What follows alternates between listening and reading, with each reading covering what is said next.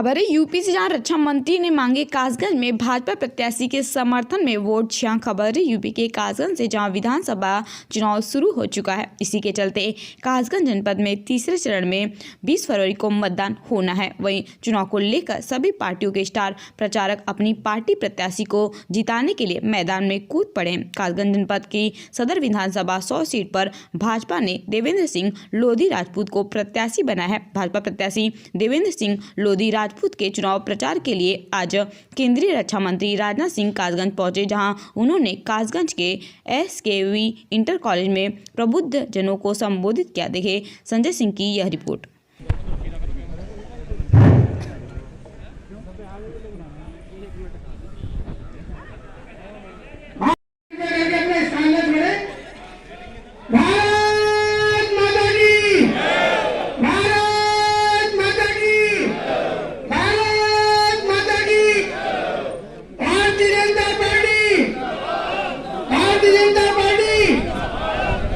अपने इस देश के यशस्वी रक्षा मंत्री आदरणीय राजनाथ सिंह जी का मैं हृदय की गहराइयों से कासगंज की समस्त जनता की ओर से बहुत बहुत अभिवादन और वंदन करता हूँ।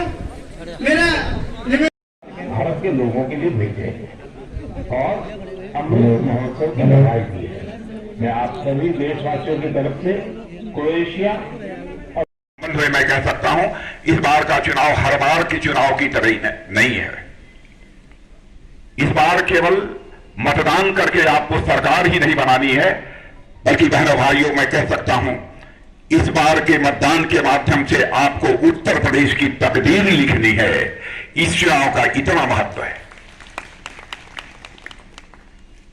प्रदेश हो अथवा देश हो, स्वस्थ लोकतांत्रिक व्यवस्था में उसका भाग्य, उसकी तकदीर लिखने का काम यदि कोई करता है तो प्रबुद्ध नागरिक ही करते हैं, और उस जिम्मेदारी को आप निभा रहे हैं। सरकारें आपने बहुत देखी हैं अपनी जिंदगी में। राज्य सरकारों को भी काम करते हुए देखा है, केंद्र की सरकारों को भी काम करते हुए देखा है।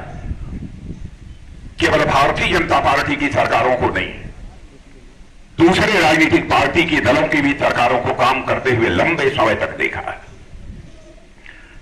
लेकिन मैं दावे के साथ इस बात को कह सकता हूं कि बहनों भाइयों, भारतीय जनता पार्टी ने जिस तरीके से सरकार चलाई है वह अपने में बेजोड़ है।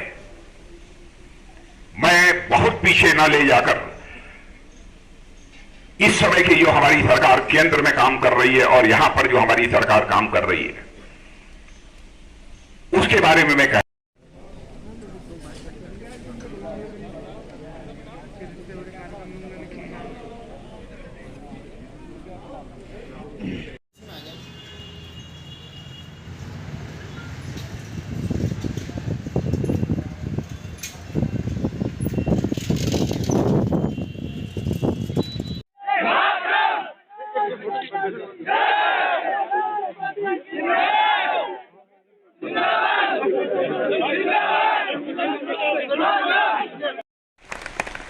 यह कोई छोटी बात नहीं है। लोग यह मानकर चलते थे भ्रष्टाचार एक ऐसी बीमारी है कि भ्रष्टाचार से लोगों को निजात दिलाना, भ्रष्टाचार से देशवासियों को छुटकारा दिलाना यह कोई आसान काम नहीं है। लेकिन आपने देखा होगा कि हमारे प्रधानमंत्री ने और हमारे यहां के मुख्यमंत्री ने किस प्रकार के कुछ करिश्माई काम किए हैं भ्रष्टाचार पर अंकुश लगाने के लिए। मैं यह दावा नहीं करना चाहता कि बिल्कुल एकदम बिल्कुल भ्रष्टाचार समाप्त हो गया, लेकिन काफी हद तक उसे नियंत्रित करने में हमने कामयाबी हासिल की है। मैं आपको गुमराह करके आपका समर्थन नहीं हासिल करना चाहूंगा। मैं समर्थन यदि हासिल करना चाहूंगा तो आपकी आंखों में आंख डालकर मैं आपका समर्थन हासिल करना चाहूंगा। मैं आपको याद दिलाता हूं, राजीव गांधी जी हमारे भारत के प्रधानमंत्री थे। प्रधानमंत्री वो थे चाहे वह किसी भी राजनीतिक पार्टी के रहे हों। मैं मानता हूं प्रधानमंत्री प्रधानमंत्री होता है, वह व्यक्ति नहीं होता है, वह संस्था होता है। मैं सबके प्रति सम्मान रखता हूं, चाहे किसी भी राजनीतिक दल का कोई व्यक्ति क्यों न हो।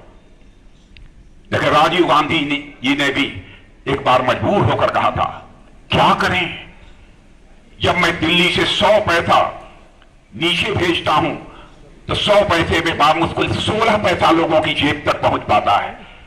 हमारे पास कोई उपाय नहीं है ताकि 100 का 100 पैसा लोगों तक पहुंच सके, इसकी मैं व्यवस्था कर सकूं। लेकिन बहनों भाइयों, देखा होगा हमारे प्रधानमंत्री नरेंद्र भाई मोदी ने सत्ता संभालते ही ऐसी व्यवस्था सुनिश्चित कर दी कि यदि 100 पैसा ऊपर से भेजा जाता है तो आपके पॉकेट में 100 का 100 पैसा पहुंचता है, 99 पैसा नहीं पहुंचता है।